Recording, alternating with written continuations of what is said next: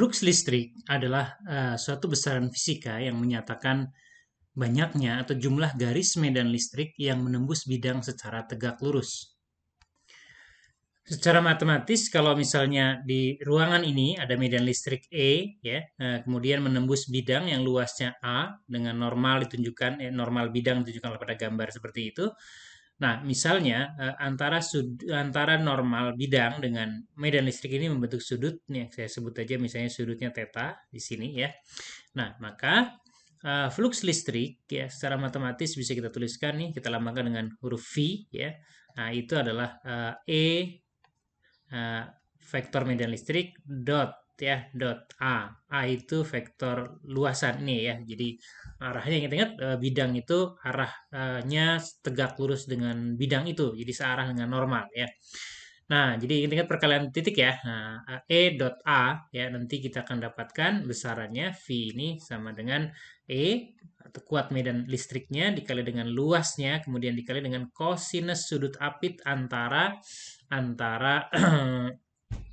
antara normal dengan medan listrik ya. Nah, flux listrik diberi satuan Weber ya. Nah, besaran flux listrik ini nanti kita akan gunakan untuk menentukan medan listrik ya, terutama dari sumber-sumber yang sulit kita tentukan menggunakan hukum Coulomb ya. Misalnya kita menentukan medan listrik di dalam bola konduktor ya, atau misalnya di sekitar keping yang lebar. Nah, itu kita sulit sekali menggunakan hukum Coulomb. Nah, ini nanti kita akan gunakan konsep flux listrik ini melalui hukum Gauss. Nah, seperti yang saya sebutkan sebelumnya bahwa flux listrik ya, konsep flux listrik akan kita gunakan untuk menentukan medan listrik ya di sekitar sumber muatan tertentu. Saya akan berikan contoh untuk muatan yang sudah kalian kenal dulu, yaitu muatan titik. Nah, nanti bentuknya jadi seperti apa rumusan medan listriknya ya. Nah, ini berangkat dari hukum Gauss ya, kita sebut dengan hukum Gauss. Nah, hukum Gauss menyatakan bahwa flux yang menembus keluar dari suatu permukaan tertutup sama dengan total muatan yang dilingkupi atau diselimuti oleh permukaan itu ya, dibagi dengan permitivitas medium. Nah, seperti apa contohnya? Nah, misalnya saya punya muatan ya, muatan titik seperti ini, muatan positif ya, kita ambil. Nah, kemudian ingat-ingat kalau ada muatan positif, maka dia akan menghasilkan medan listrik yang ke segala arah ya, meninggalkan muatan itu ya, kita gambarkan seperti ini. Nah, ini adalah medan listrik yang dihasilkan oleh muatan positif ini ya. Nah, misalnya kita akan menentukan medan listrik yang dihasilkan oleh muatan positif ya, katakanlah ini muatan positif Q ini gitu ya. Tentu saja kalau udah tahu rumusnya karena ini contohnya muatan titik ya. Nah, ini pura-pura belum tahu dulu rumusnya ya untuk menggunakan belajar menggunakan hukum Gauss ini ya. Caranya gimana? Langkah pertama adalah kita buat dulu suatu permukaan tertutup ya, permukaan tertutup ya, permukaan yang menutupi muatan, permukaan yang menyelimuti muatan. Nah, itu permukaan ini kita sebut dengan permukaan Gauss ya, atau misalnya kita sebut ini selimut Gauss ya.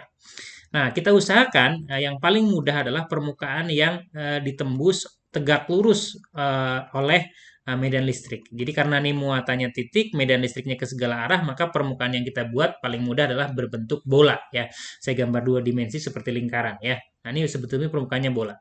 Nah, misalnya kita ambil sebuah titik di sebelah kanan sini, ya, kita tahu normal itu selalu sejajar dengan jari-jari pada lingkaran ya. Jadi di sini normalnya ke arah kanan, ya kira-kira gitu ya. Pas, ya anggap aja pas nih sebelah kanan, ini normalnya ke kanan.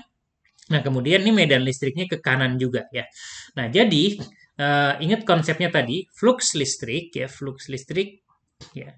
Nah, itu kan ngitungnya kan E ya, medan listrik dikali A luasnya kemudian dikali dengan kosinus gitu ya. Karena ini normalnya ke kanan, medan listriknya juga ke kanan, berarti sudutnya 0 derajat. Jadi cosnya 0 derajat. Nah, menurut hukum Gauss, flux yang menembus bidang secara tegak lurus itu sama dengan total muatan yang diselimuti. Ingat selimutnya yang merah ini. Nah, muatan yang diselimuti kan cuma ada satu, yaitu Q itu. Nah, berarti ini sama dengan Q dibagi dengan permitivitas medium. Permitivitas itu epsilon. Ya. Nah, jadi dari sini kita akan dapatkan E dikali dengan A. Ingat-ingat barusan permukaannya kita sebut permukaannya bola. Permukaan bola itu luasnya 4 pi R kuadrat ya. Nah, dikali dengan 1 sama dengan Q dibagi dengan epsilon. Nah, dari sini kita akan dapatkan E-nya akan sama dengan, ini pindah ruas ke kanan semuanya, ini jadi 1/4 pi, epsilon kita kumpulin yang konstan-konstan di depan ya. Nah, kemudian dikali dengan Q dibagi dengan R kuadrat. Nah, tentu saja inilah bentuk yang sudah kalian kenal sebagai K ya, 1/4 pi epsilon itu kan K kan, K I dibagi dengan R kuadrat. Nah, jadi rumusnya seperti itu ya.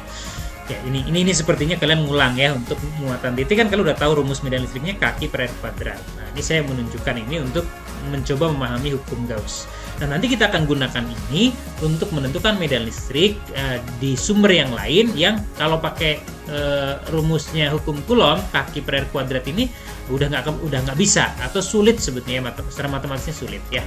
Nah, di video berikutnya.